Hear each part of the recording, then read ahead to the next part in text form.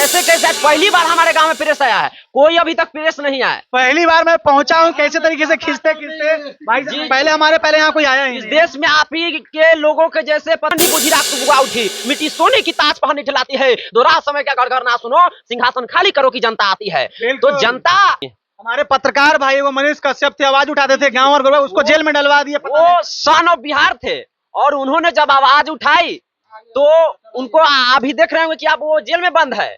यानी कि ये सरकार की इतना ज्यादा रुतबा बढ़ चुका है कुशासन की तरह कि प्रेस पर भी प्रतिबंध, जो कि भारतीय संविधान के अनुच्छेद संख्या 19 अधिकार देता है कि आपको बोलने की आजादी है, आपको प्रेस के अधिकार है।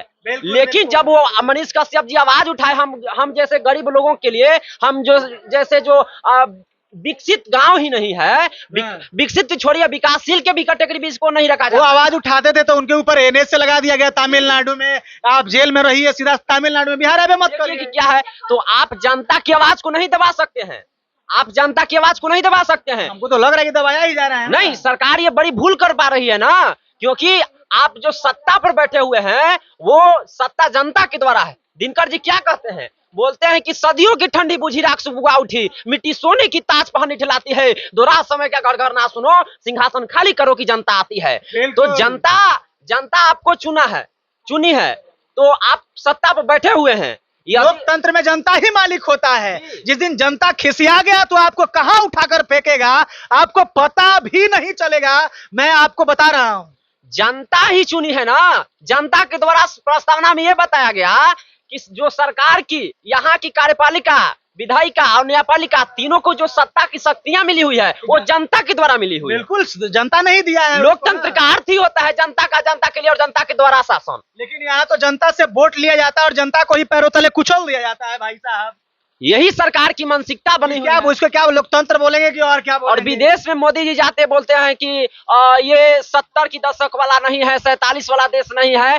तो ऐसी बात नहीं है कि देश विकास किया है, लेकिन जब तक गांव नहीं विकास करेगा, गांव का नगरीकरण नहीं होगा तो एक शहर नहीं विकसित हो पाएगा। यदि शहर विकसित नहीं होगा तो राज्य विकसित नहीं होगा, जिला विकसित नहीं होगा, तो आप भारत को कैसे विकसित बना सकते हैं? कभी नहीं विकसित हो सकता है। मैं आपको एक एग्जाम्पल दे सकता हूँ, जैसे कि मान के चलिए आपके शरीर में कोई यदि एक अंग कट जाए तो पूरा शरीर को दर्द होता है। उसी तरीके से किसी देश में किसी गांव को वंचित छोड़ दिया जाए तो पूरे देश को दर्द होता है और पूरे देश अविकसित माना जाएगा। जी जी बिल्कुल, क्योंकि जिस प्रकार से मनुष्य का पैर जो है वो 2 स्तंभ है, उसी प्रकार से मनुष्य का यदि देश का जो पैर है वो एक गांव है।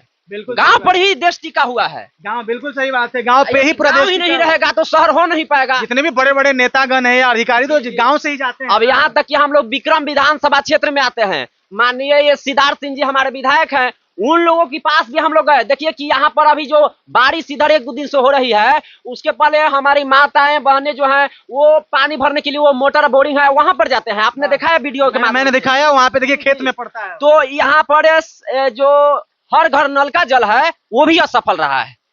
तो अब क्या हम लोग क्या करें? हम लोग आवाज उठा रहे हैं। प्रेस आप कैसे कैसे आज पहली बार हमारे गांव में प्रेस आया है, कोई अभी तक प्रेस नहीं आया। पहली बार मैं पहुंचा हूं, कैसे तरीके से खींचते खींचते भाई जी। पहले यहाँ कोई आया ही नहीं। इस देश में आप ही के लोगों के जैसे पत्रकारों की आवश्यकता है, वरना बड़े जो एंकर हैं। आप बताइए मेन स्ट्रीम मीडिया के बारे में आप क्या कहना चाहते हैं? मैं तो यही कहना चाहता हूँ कि एक राहत इंदौरी शेर थे, उन्होंने कहा कि हमारे सारे दरबारों के मालिक हो गए और जितने भी बेखुबीर थे वो सब के सब अखबारों के मालिक हो गए। यानी कि बेखुबीर खबर बांटने वाले जो हैं वो सरकार का चमचा बन चुके हैं। इसीलिए वो रवीश कुमार जी हैं बोलते हैं कि गोदी मीडिया तलवा चाट रहे हैं। जी तलवा चाट रहे हैं। इसलिए इस देश में आप लोगों के जैसे की आवश्यकता है, पत्रकारों की, कि जो गांव में कोई इस प्रकार के गांव में मैं गारंटी के दावे के साथ कह सकता हूं, क्या आज तक जैसा मीडिया, क्या जी न्यूज जैसा मीडिया, क्या आर भारत जैसा मीडिया पहुंचा है क्या? कभी नहीं, न आज तक ने भी पीछे न जी न्यूज,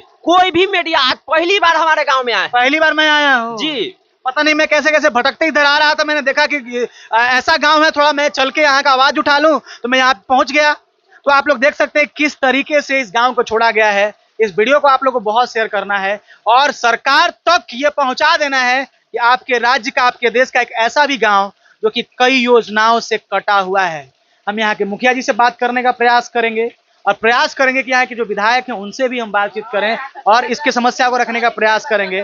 देखते हैं कि उनका क्या कहना है। जय हिंद।